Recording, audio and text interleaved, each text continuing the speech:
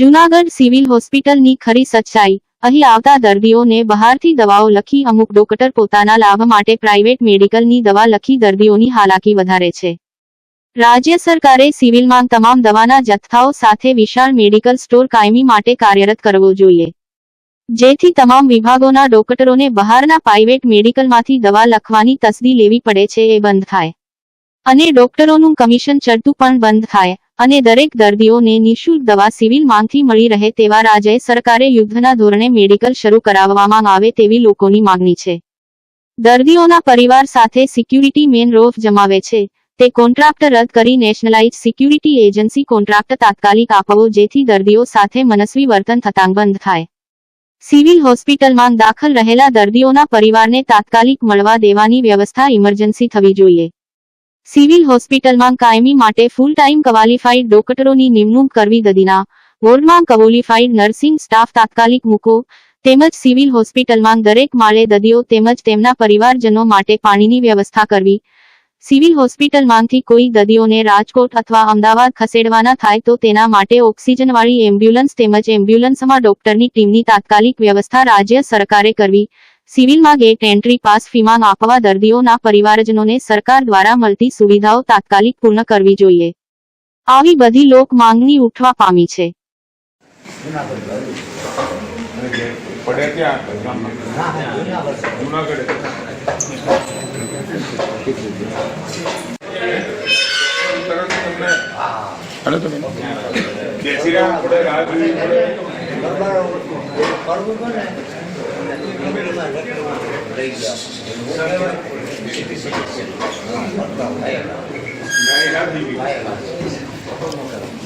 આથી તો હું આપણી વખાણ કરું છું, પ્રાઇવેટ આ સુવિધાઓ તરત જ મળી ગઈ સારું। હા, અમે તો અટાણ આવ્યા, તમે આવ્યા પહેલાં એ વાત કરતો ભાઈને પ્રાઇવેટમાં સુવિધા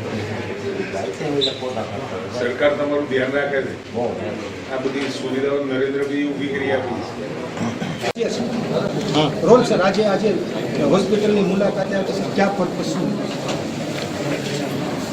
ગુજરાતની અંદર રિજિયન વાઇઝ જે આપણી મેડિકલ કોલેજો છે, હોસ્પિટલ છે અને સાથે સાથે જિલ્લા વહીવટી તંત્ર દ્વારા નીચે sub district hospital, district PHC, CHC આ તમામે તમામ બાબત બાંધકામથી લઈ અને આરોગ્ય સુધી એટલે ટ્રીટમેન્ટ સુધી અને સાથે સ્ટાફ અને જે પણ લોકો દર્દીઓ ત્યાં પહોંચતા હોય એમની સેવાઓમાં થયેલા સુધાર સરકારે ઘણી બધી ખૂબ કરોડો રૂપિયા ખર્ચી અને આધુનિક અને સારી સારવારો ઉપલબ્ધ કરાવી છે। એ ઉપલબ્ધતા લોકો સુધી પહોંચી કે કેવી રીતે પહોંચી, ક્યાં આગળ નાની મોટી કેવી લેકિંગ છે, શું છે, કેવી રીતે સુધારી શકાય, મોટાભાગની વ્યવસ્થાઓમાં સંતોષકારક। ગઈકાલે હું ભાવનગર હતો અને ભાવનગર પણ વ્યવસ્થા પીએચસી, સીએચસી, સબ ડિસ્ટ્રિક્ટ અને આપણી જે ડિસ્ટ્રિક્ટ હોસ્પિટલ મેડિકલ કોલેજ અને હોસ્પિટલ આ તમામ એના બાંધકામથી લઈ અને આરોગ્યની સારવાર સુધીની તમામ બાબતોનું આપણે ત્યાં આકલન કર્યું અને દરેક પૂછપરછ કરી અને જ્યાં લેકિંગ લાગ્યું ત્યાં જરૂરી વાત રાજ્ય સરકારને કરવાની હોય રાજ્ય સરકાર કરશે અને નીચે જિલ્લા વહીવટી પ્રશાસનિક તંત્રએ જે કામ કરવાનું છે એ કામ કરવાની સૂચનાઓ પણ આપી, પરંતુ મોટા ભાગે ખૂબ સંતોષકારક આપણને જોવા મળ્યું છે।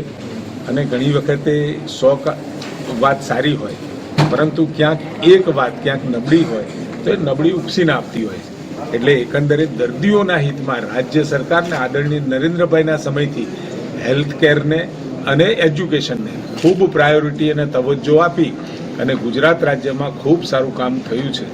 અને હું માનું છું ત્યાં સુધી હજુ પણ આવતા સમયમાં રાજ્ય સરકારે અનેકવિધ યોજનાઓ ગરીબ દર્દીઓ માટે, મધ્યમ વર્ગના દર્દીઓ માટે મૂકેલી છે, એનો મહત્તમ લાભ એ લોકોને કોઈ પણ મુશ્કેલી વગર મળે એ રાજ્ય સરકારનો પ્રયાસ. ખાસ કરીને જોવા જાય તો સર જે પ્રાઇવેટ ડોક્ટરો છે જે પ્રેક્ટિસ અહીંયા 2 કલાક કે 5 કલાક આવવાનું હોય છે સર, અહીંયા કોઈ આવતું નથી, માત્ર સિગ્નેચર કરીને જતા રહે છે સર, અને દર્દીઓને પારાવાર હાલાકી ભોગવવી પડે છે. આવી એક વાત આવે છે સર. સીએમ સેતુ અંતર્ગત આપણે દરેક જગ્યાએ રાજ્યની અંદર આ સેવાઓ આપણે આપીએ છીએ. એ લોકો ક્યાંય નાના સેન્ટર હોય કે મોટા સેન્ટર હોય અથવા તો કોઈ મોટી મેડિકલ આપણી હોસ્પિટલ કે કોલેજ હોય, ત્યાં આગળ આવા સુપર સ્પેશિયાલાઇઝ ડૉક્ટરો મેળવવામાં મુશ્કેલી પડતી હોય છે. સીએમ સેતુની યોજના એટલા માટે જ મૂકી હતી કે વધારાના અને વિશેષ કલાકોમાં આવીને અહીંયા સેવા આપી શકે, પરંતુ કમ ભાગ્યે આપણને એવા ડૉક્ટરોની સેવાઓ ઓછી ઉપલબ્ધ થાય છે.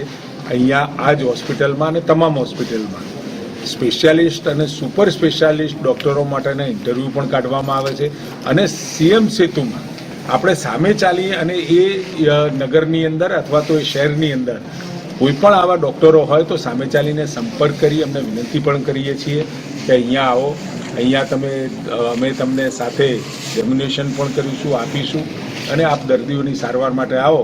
પરંતુ કમ ભાગ્યે પ્રતિસાદ ઓછો મળ્યો છે. અમારા વિભાગે એને રિવ્યૂ કરી અને એના રેટ રિવિઝનનું પણ વિચારી રહ્યા છે. રાતના ડોક્ટરો છે સર, એમાં માત્ર જીઆરથી ચાલવામાં આવે છે, કોઈ ક્વોલિફાઈડ ડોક્ટર હોતા નથી. જે અમુક કેસીસ આવે છે સર, એને પ્રાઇવેટમાં તાત્કાલિક માઇનોર સારવાર કે જે કાપીને એને રિફર કરી દેવામાં આવે છે. અહીંયા મેં જોયું, અહીંયા કેટલાય દર્દીઓ બાળકો હોય, સગર્ભા માતાઓ છે, ક્રિટિકલ કેર મધરો છે, જેની સારી એવી સંભાળ લેવાની જરૂર છે. એ તમામ વિભાગોમાં મેં દર્દીઓ સાથે વન ટુ વન વાત કરી છે. પરસેપ્શન બન્યો છે જુદી વિષય છે, પરંતુ જ્યારે હકીકતની અંદર દર્દીઓને મળીને તમે વાત કરો એટલે આપણને ત્યાં જાણવા મળે છે કે અહીંયા આવેલું કોઈ પણ વ્યક્તિ, કોઈ પણ દર્દી એના સગાવાલા સાથે આવ્યું હોય એટલે એને ઝડપથી ઝડપ સારવાર મળી જાય અને કોઈ પણ પ્રકારનો અસંતોષ એવું માલુમ નથી પડ્યું. અને છતાં પણ તમે જે સૂચન કર્યું છે તેને લઈને સર પીએમજીવાયની એસઓપી આપે જાય છે, ક્યારથી લાગુ થશે? પીએમજીવાયની એસઓપી લાગુ થઈ ગઈ જે દિવસે જાહેર થઈ. અચ્છા સર, અહીંયા 40 કરોડ રૂપિયા ઉપર ચૂકવવું થયું છે સાહેબ, એની તપાસમાં સાહેબ એની કોઈ કે તો આ અધિકારી ગેરહાજર છે, આ અધિકારી ગેરહાજર, એવા જવાબ આપવામાં આવે છે. આ બાબતની વાત અહીંયા જિલ્લા લેવલ સુધી હતી અને જિલ્લા લેવલે આવી ફરિયાદ મળતા જિલ્લા કમિટી આની તપાસ કરી અને 1400 જેટલા દર્દીઓ કે જે દર્દીઓ ત્યાં સારવાર લીધી છે એવા દર્દીઓનો વ્યક્તિગત સંપર્ક કરી અને વાતચીત પણ કરી અને એમાં જે નાની મોટી અનિયમિતતાઓ મળી છે, કેવી અનિયમિતતા, કોઈ પ્રોસિજર અથવા તો સારવારમાં નહીં, પરંતુ કોઈ દર્દીને ડિસ્ચાર્જ કરતી વખત 300 રૂપિયા આપવાનો વિષય હોય અથવા તો જે પીએમજેવાયમાં ક્લેમ કર્યા પછી ક્યાંક નાના મોટા પૈસા લેવાયો એની સ્ક્રુટિની ચાલી રહી છે. એટલે એ આખો વિષય હજુ પણ મિટિંગ કરી અને એમાં ડિટેલ તપાસ કરી અને પછી જ હું વધારે કહીશ. સાહેબ મેડિકલમાં 12માંથી દવા લખી દે છે, શું કહેશો સર? થી આપણે ત્યાં પત્રકાર પરિષદની અંદર આખી આપી છે, પત્રકારોને આપી છે અને સાથે એસઓપી જાહેર પણ કરી છે અને બહુ એ મોટો વિષય છે. સાહેબ આ 12થી દવા લખી દે સિવિલમાં, શું કહેશો બાબતે? અને સાહેબ કેવી વ્યવસ્થા હોવી જોઈએ સિવિલમાં? સિવિલમાં સાહેબ દવા નથી મળતી, 12થી લખે અને 12થી લેવો તો કે આ નથી હાલતી, શું કહેશો સાહેબ? ઇસ્યુ બનતા હોય છે. જ્યારે તમારા જ એમએલએ અને ડેપ્યુટી મેયરે વિઝિટ કરી હતી, સરપ્રાઇઝ વિઝિટ, અનેક ક્ષતિઓ આવી હતી, જેમાંની એક ક્ષતિ આ પણ હતી કે ભાઈ દવાઓ માટે 12થી રેફરન્સ અને 12થી લેવો તો સાહેબ આ નથી ચાલતી એમ કહે છે. ગંભીર બાબત માનો છો આને તમે? દવાઓની અંદર ગયા વર્ષે એસેન્શિયલ ડ્રગ લિસ્ટની અંદર લગભગ 700 જેટલી દવાઓ હતી. એના પછી આપણે વધારાની ઉમેરીને ઓલમોસ્ટ ડબલ 1350ની આજુબાજુની દવાઓ ઈડીએલમાં આપણે સામેલ કરી છે. એસેન્શિયલ ડ્રગ લિસ્ટમાં સામેલ થયેલી દવાઓના આપણે ટેન્ડર પણ કર્યા છે અને ઘણી વખતે એવું થતું હોય છે કે જ્યારે એ સપ્લાય અને એ જથ્થો એ આપણે મોકલ્યો જ હોય છે, પરંતુ તમે જે વાત કરી રહ્યા છો કે 12થી દવા લખાય છે, ક્યાંક એવા સંજોગોમાં ઓછું હોય છતાંય તમે જ્યારે મુદ્દો ધ્યાનમાં લાવ્યા છે એટલે હું એની પણ ચર્ચા કરી. સાહેબ આ મેડિકલ ખરેખર ખુલ્લું છે સિવિલનું? આપણે જુનાગઢમાં આપણે વ્યવસ્થા કરશું, સરકાર દ્વારા વ્યવસ્થા મેડિકલનું એક થાય તો સાહેબ વધારે સારું. આ લોકોની માગણી છે કે સિવિલમાં દવા મળે તો જેથી કરીને જે ગરીબ દર્દી છે એને બહાર મેડિકલમાં ન ને કમિશન ન દેવું. આપણે અહીંયા સિવિલમાંથી જ આપણી પાસે જે એસેન્શિયલ ડ્રગ લિસ્ટની તમામ દવાઓ, ચાહે પીએચસીમાં નક્કી કરેલી દવાઓ હોય, સીએચસીમાં કરી હોય, સબ ડિસ્ટ્રિક્ટમાં હોય કે ડિસ્ટ્રિક્ટ લેવલ કે આપણી મેડિકલ કોલેજોમાં જે.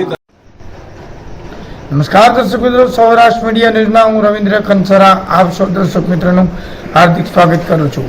હવે આગળ વાત કરતા પહેલા સૌરાષ્ટ્ર મીડિયા ન્યૂઝે હવે જુનાગઢ સિવિલ હોસ્પિટલમાં થતા ગેરભ્રષ્ટાચારના મુદ્દાને લઈને હવે આગળ વધી રહ્યું છે અને આવતીકાલની જે આ લડાઈ છે તે આજથી જ એટલે કે આવતીકાલની લડાઈ છે તે આજથી જ શરૂ કરી દેવામાં આવી છે.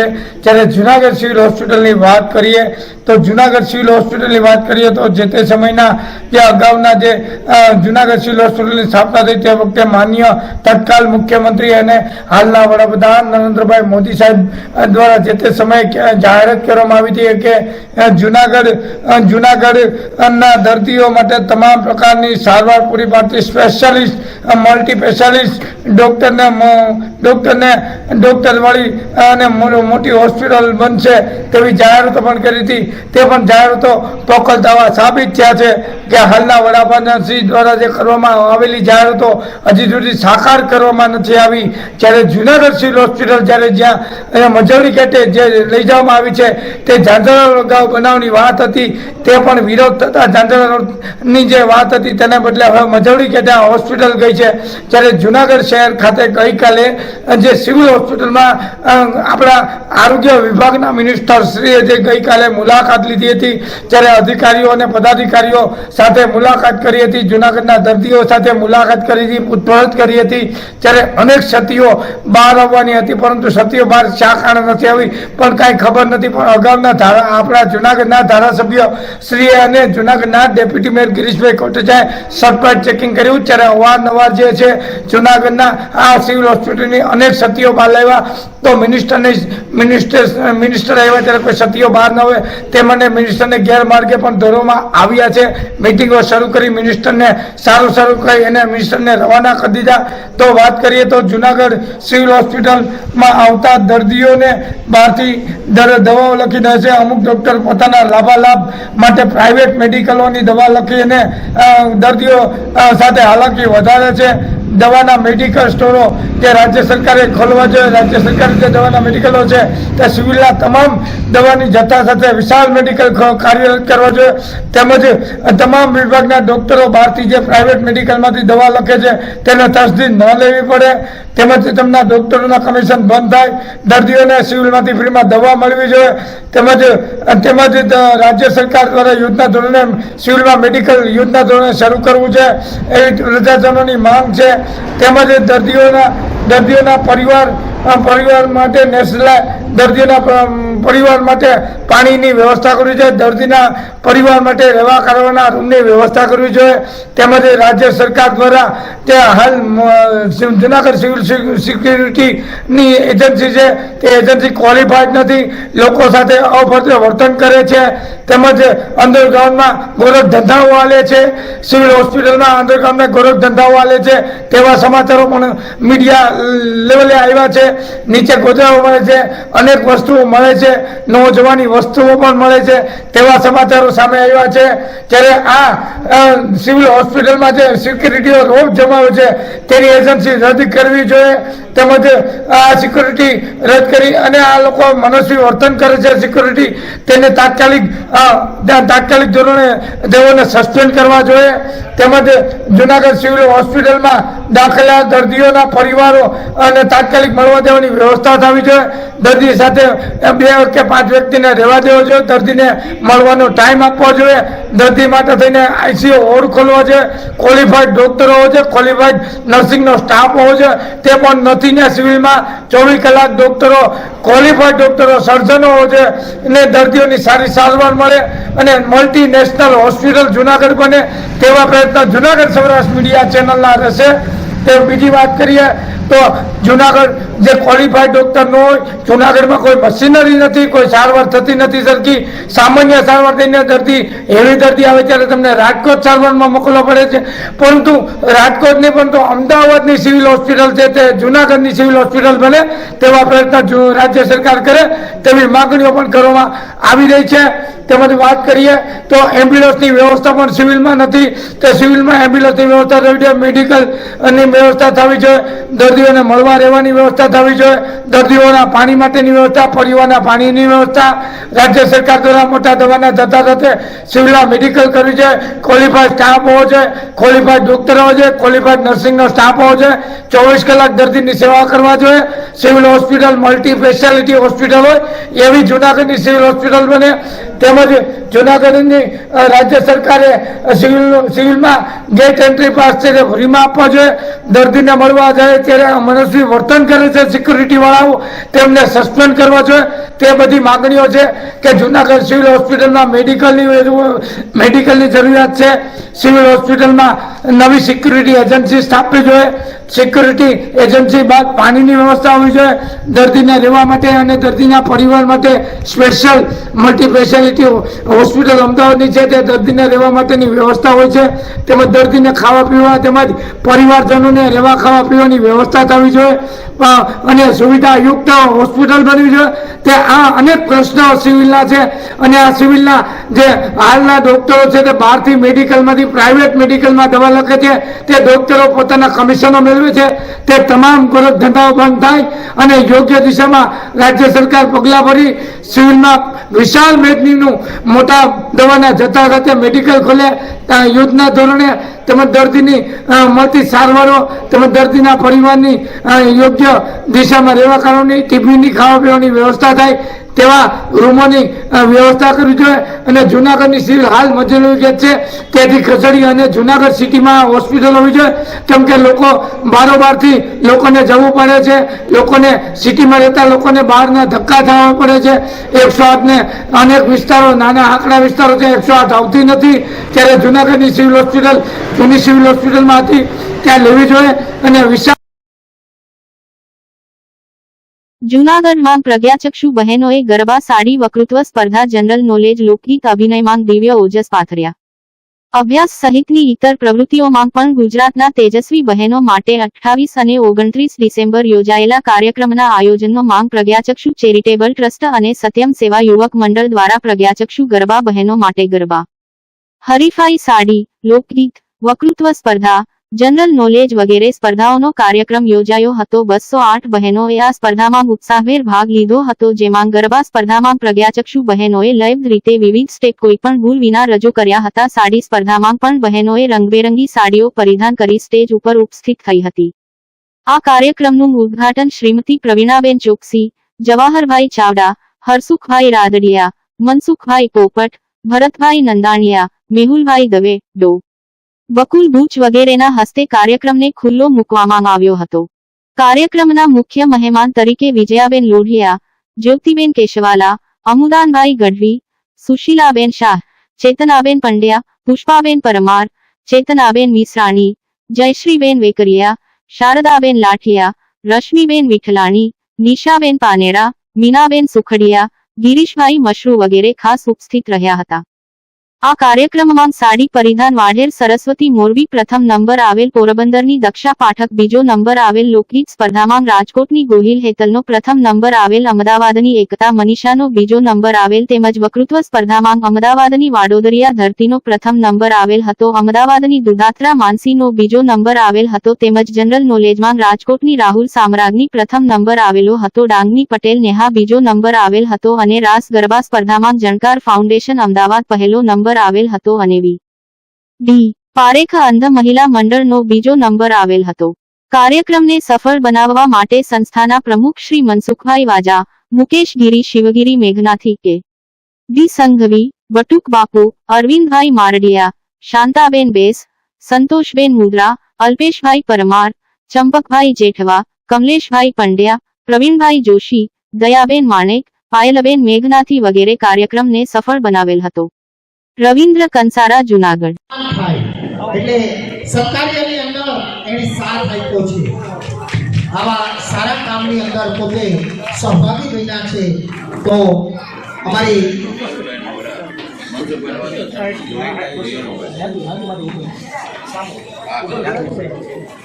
મેહુલભાઈ પર સેવાકીય પ્રવૃત્તિ બદલ એ મનસુખભાઈનો પણ સામે સન્માન કરવાની પોતાની લાગણી જે વ્યક્ત કરી રહ્યા છે. તો મેહુલભાઈ જુનાગઢ સિવિલ હોસ્પિટલની અંદર જે દીકરીઓ બોલતી હતી અને એવી સરવાણીથી એની જે જ્ઞાનની જે પીપાસા હતી એ સ્ટેજ આજે દીકરીઓને મળ્યું. તમે સારું બોલી શકો છો. તમે આવા જ આપણી વચ્ચે ઉપસ્થિત મારી બેન એવા ચેતનાબેન મિશ્રાણી કે આજ વર્ષોથી અમે સાથે મળીને સેવાના યજ્ઞ કામ કરીએ છીએ. કૈલાસપુરી આવી જાય.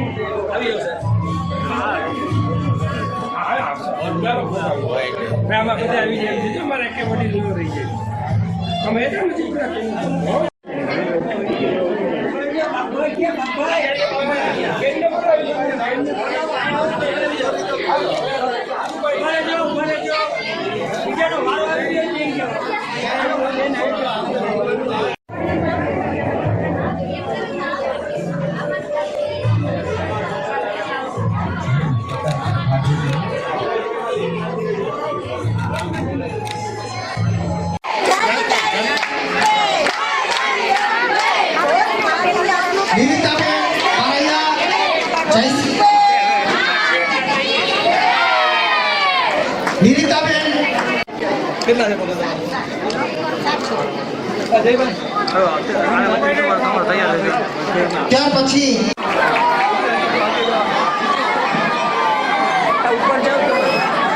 એટલું બધું સરસ રમતા હતા દીકરીઓ. ખરેખર હૃદયથી તમને નમન કરીએ છીએ. હૃદયથી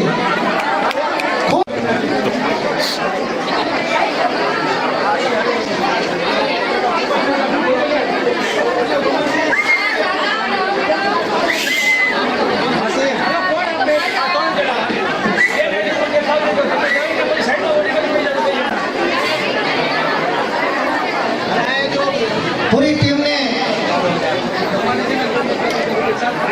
ટીમને ખૂબ ખૂબ ધન્યવાદ. મારું નામ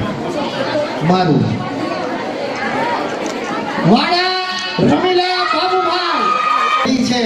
એ ખરેખર આમ કહેવાય કે બધી જ ખબર હોય ક્લેરિકલ વર્ક કરવાની, કોમ્પ્યુટર વર્ક કરવાની અને રાત દિવસ મુખ સાથે એની ધરોહર થઈ અને ઊભી રહે છે. તમારી જે સાથે રમેશભાઈ જોડાશે, નીરવભાઈ જોશી અને ભણતસિંહ ઝાલા સાથે. મારું નામ ટિમ્પલ ભટ્ટ છે. હું કચ્છ ભુજથી આવું છું અને અંધકન્યા છાત્રાલય પ્રજ્ઞાચક્ષુ ચેરિટેબલ ટ્રસ્ટ જૂનાગઢમાં રહીને ઇંગ્લિશ સાથે BA કરું છું. તો આજે જે ત્યાં દર વર્ષની જેમ આજે પરિધાન સાડી પરિધાન અને એમ જ અલગ અલગ કોમ્પિટિશન રાખવામાં આવી હતી. તો અમને ખૂબ મજા આવી. અને આજે નંબર અમારો રાસ ગરબા કોમ્પિટિશન હતી, સાડી પરિધાન હતી, તેમજ ક્વિઝ અને વકૃત્વ કોમ્પિટિશન હતી. એમાં રાસ ગરબા ખુશ છે કે બધી છોકરીઓ આ જ એક એવો સ્થળ છે કે અમે બધી છોકરીઓ એકબીજાને મળી શકીએ ને ભેગી થઈ શકીએ ને 2 દિવસ સુધી અમે એન્જોય કરી શકીએ. એ બદલ હું અમારા ટ્રસ્ટીનો ખૂબ ખૂબ આભાર વ્યક્ત કરું છું કે અમારામાં રહેલી સુષુપ્ત શક્તિને બહાર લાવવા માટે આવી કોમ્પિટિશન યોજવે છે અને અમે બધા એમાં હોશપૂર્વક અને ખુશીપૂર્વક ભાગ લઈ શકીએ છીએ.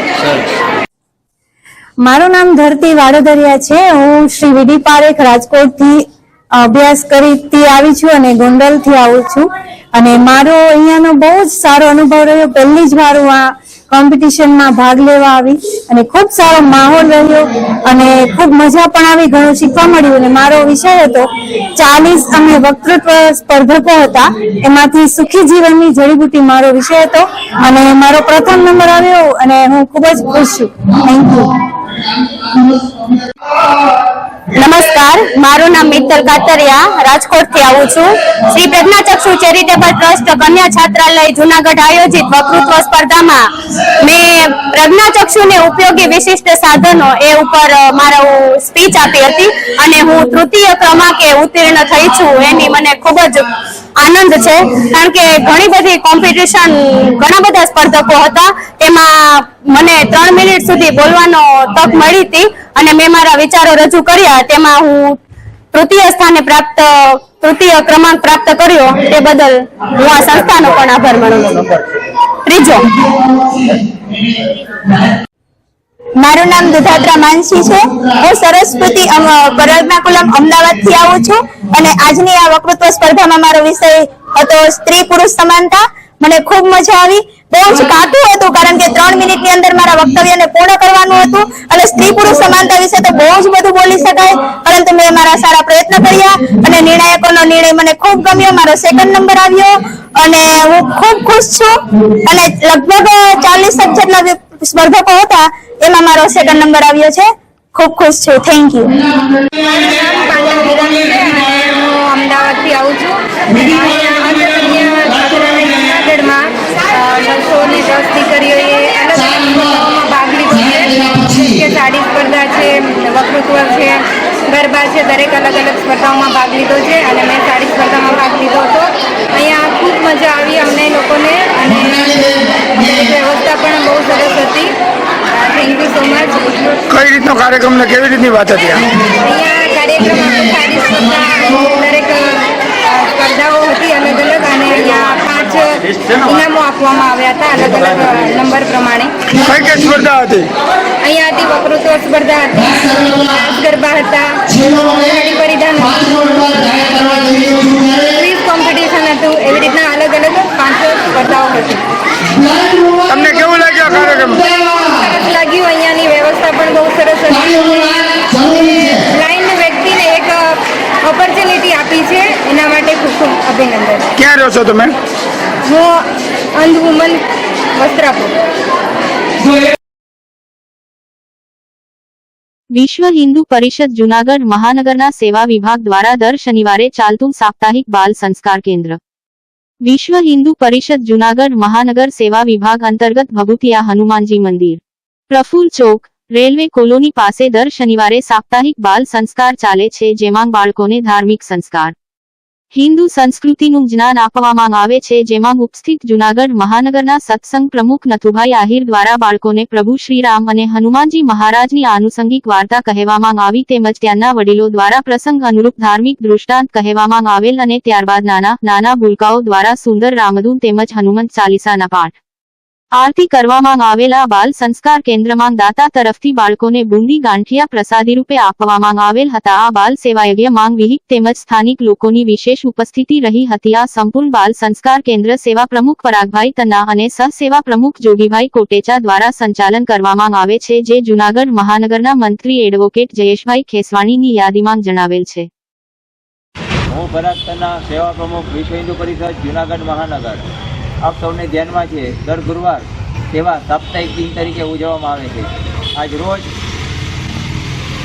CTS ગ્રાઉન્ડની પાસે, જેપી ફાટકની પાસે, જ્યાં ઓમકારેશ્વર મહાદેવ તેમજ ખાખી હનુમાનજી મહારાજનું મંદિર આવેલું છે, ત્યાં સાફ સફાઈ અભિયાનનો કાર્યક્રમ થયેલ હતો. તેમજ આગામી સમયમાં પણ હજી અમારું આ કાર્ય ચાલુ રહેશે.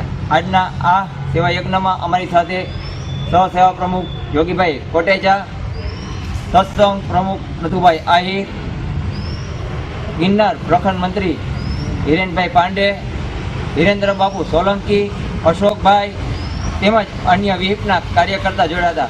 આપ પણ અમારી સાથે આ સેવા યજ્ઞમાં જોડાઓ. આપ સૌ અમારી સાથે સહયોગી બનો અને આપણું આ કાર્ય ખૂબ જ આગળ દીપી ઉઠે અને અન્ય લોકો પણ આપણું આ સેવા યજ્ઞ જોઈ આપણી સાથે જોડાય, એટલી સૌને વિનંતી સાથે અસ્તુ. ભારત માતા કી જય.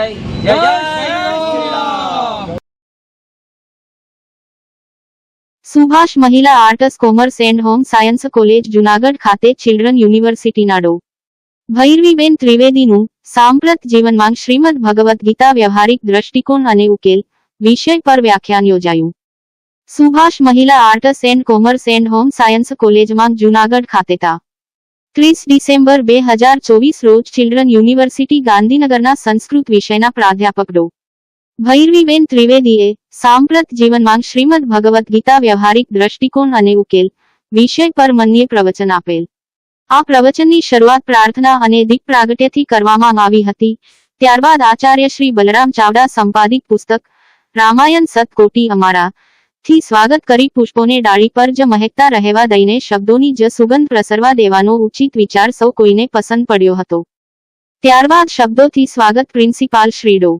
બલરામ ચાવડાએ કરેલ. એમણે જણાવ્યું હતું કે અધ્યાપકો શિક્ષણ સાથે સંશોધનનું પણ કામ કરતા હોય છે. બહુમુખી પ્રતિભા ધરાવતા સાંસ્કૃતિક વારસો ધરાવતા ભૈરવીબેન છે. સાથે સાથે તેમણે સંસ્થાની નીતિ રીતિ અને કાર્યોથી વક્તાનો પરિચય કરાવ્યો હતો. વિશેષમાં જણાવેલ કે આપણા જીવનમાં સૌથી વધુ નજીક હોય તો એ છે કૃષ્ણ. ભલે આપણે એને પૂછતા હોઈએ કે ન હોઈએ, એમના મુખેથી પ્રગટેલી ગીતા બહુ મોટું મહત્વ ધરાવે છે. વક્તા ભૈરવીબેને પોતાના પ્રવચનમાં જણાવેલ કે દુનિયાનું સૌથી મોટું સંશોધન એટલે શ્રીમદ ભગવદ્ ગીતા. અધ્યાપકોનો માત્ર એ જ ધર્મ નથી શિક્ષણ આપી દેવું, એ કેટલાક ઉકેલો પણ બતાવે છે. તમે એવી પવિત્ર ભૂમિ પર ભણી રહ્યા છો જ્યાં ગિરનાર છે, તેથી તમે ભાગ્યશાળી છો. ગીતા વિશે થોડું ઘણું પણ જાણી લ્યો તો ઘણું બધું સમજાઈ જાય. એમાં કહેવાયું છે કે તારા માંગ છે એ જ મારા માંગ છે. ગીતા સારની પંક્તિઓ તેમને પોતાની રીતે ઢાળી સમગ્ર ઓડિયન્સને સુમધુર કંઠે ગવડાવી પ્રશ્નોત્તરી કરી ઉર્જા પ્રગટાવી હતી. ગીતાને વાગોળતા રોજ નવા વિચારો મળે છે. ગીતાના 18 અધ્યાય છે, જેમાં ભીષ્મ પર્વમાં ઘણો બધો બોધ મળે છે. જેના દરેક શ્લોકમાં જબરી તાકાત છે. શંકા ઉત્પન્ન થઈ અને તેમાંથી ઉકેલ પ્રાપ્ત થયો છે. આપણે સમસ્યાના સમાધાન માટે પ્રયત્ન કરવો જોઈએ. મને ગમતું નથી પણ શું મુસીબત છે એ જ ખબર નથી. આ માટે પહેલા મુશ્કેલીને ઓળખવી જોઈએ તો એનો ઉકેલ મળી શકે. સમસ્યાને સમય પર છોડી દેવી જોઈએ, એમ તેમણે જણાવ્યું હતું. આ કાર્યક્રમનું આભાર દર્શન ડો. નરેશ સોલંકીએ કરેલ તથા કાર્યક્રમનું સુંદર સંચાલન પ્રા. નયનાબેન ગજરે કર્યું હતું. આ જાતના નિતનવીન બોધદાયક સમાજોપયોગી કાર્યક્રમો યોજવા બદલ સંસ્થાના ટ્રસ્ટી શ્રી જવાહરભાઈ ચાવડાએ અભિનંદન સહુને પાઠવ્યા હતા. તો આ હતા આજના સમાચાર. આવતીકાલે ફરી મળીશું નવા સમાચાર સાથે. ત્યાં સુધી રજા આપશો. નમસ્કાર. અને હા, અમારી ચેનલને લાઈક કરી, શેર કરી, સબસ્ક્રાઇબ કરી અને કોમેન્ટ જરૂર કરશો.